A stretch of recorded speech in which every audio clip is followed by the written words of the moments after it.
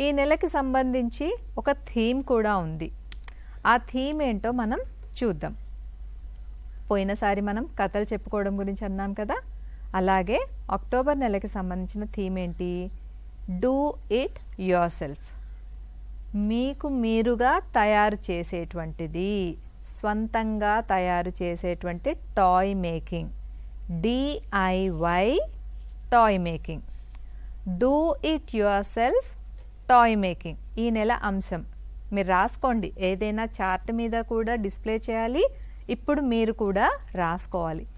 DIY toy making అంటే ఏదైనా ఒక బొమ్మను కానీ మనం కృత్యాల్లో చేపించడానికి అవసరమైనటువంటి టీచింగ్ లెర్నింగ్ మెటీరియల్ని కానీ తయారు చేయడం.